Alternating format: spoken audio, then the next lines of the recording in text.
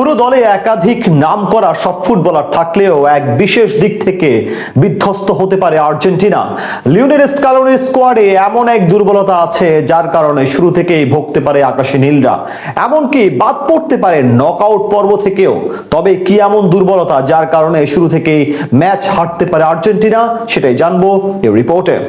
দুনিয়ার সেরা দল আর্জেন্টিনা এবার তেমনই বিশ্বকাপের জন্য অসাধারণ বহর নিয়ে আমেরিকা, মেক্সিকো এবং কানাডায় পাড়ি জমানোর সিদ্ধান্ত নিয়েছেন লিওনেল স্কালোনি। চমকে ভরা শক্তিশালী স্কোয়াড তৈরি করেছেন তিনি, জানিয়ে টানা দ্বিতীয়বারের মতো বিশ্বকাপের শিরোপা জয়ের জন্য প্রস্তুত আকাশী নীল জার্সিধারীরা। তবুও এক বিশেষ দিক থেকে চিন্তায় পড়তে হবে তাদের টিম ম্যানেজমেন্টকে, যার জন্য পুরো টুর্নামেন্টে পড়তে হতে পারে কঠিন বিপাকে। এমনকি আসলে শুরুতে এই দুর্বলতার কারণে হোঁচট খেতে পারে ডিফেন্ডিং চ্যাম্পিয়নরা। দীর্ঘ 36 বছরের অপেক্ষার অবসান ঘটিয়ে কাতারে শিরোপা খরা কাটিয়ে উল্লাসে মেতে ওঠে আর্জেন্টিনা। তবে এবার বিশ্ব আসরের আগে স্কোয়াড ঘোষণা নিয়ে বলা চলে বেশি নাটকীয়তাই চলে টানা কয়েকদিন ধরে।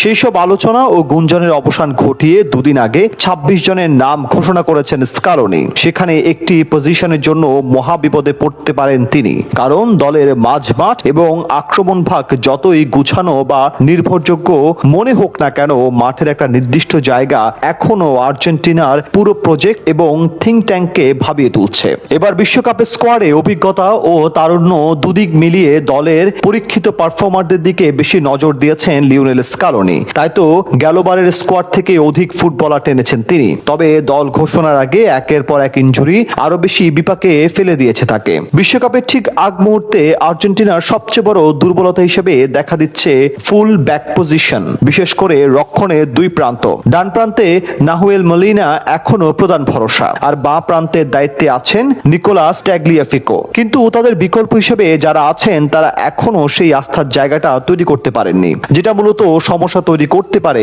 নকআউট পর্ব থেকে। বিশ্বকাপের মতো বড় মঞ্চে যদি কেউ চোটে পড়েন কিংবা ছন্দের ঘাটতি দেখা দেয় কিংবা কোনো ট্যাকটিক্যাল পরিবর্তনের প্রয়োজন হয়, সেখানে আটকে যেতে পারেন স্কালোনি। এই পজিশনের জন্য যাদের বিকল্প ভাবা হচ্ছে তারা কেউই স্টার্টিং একাদশে থাকার মতো নয়। গনজালো মন্টিয়েল, ফাকুন্দো মেদিনা কিংবা লিসান্দ্রো মার্টিনেসকে বিভিন্ন সময়ে জরুরির প্রয়োজনে এই পজিশনগুলোতে খেলানো হয়েছে ঠিকই, কিন্তু ফুল ব্যাক হিসেবে তারা কেউই পুরোপুরি মানানসই নন, যেটা তাদের বিপাকে ফেলতে পারে। কোনো মতে গ্রুপ পর্বের বাধা অতিক্রম করতে পারলেও নক আউটের বড় বড় টিমের সাথে খেলতে হবে, তখন কি করতে হবে সেই চিন্তায় ফেলতে পারে আর্জেন্টাইন টিম ম্যানেজমেন্টকে।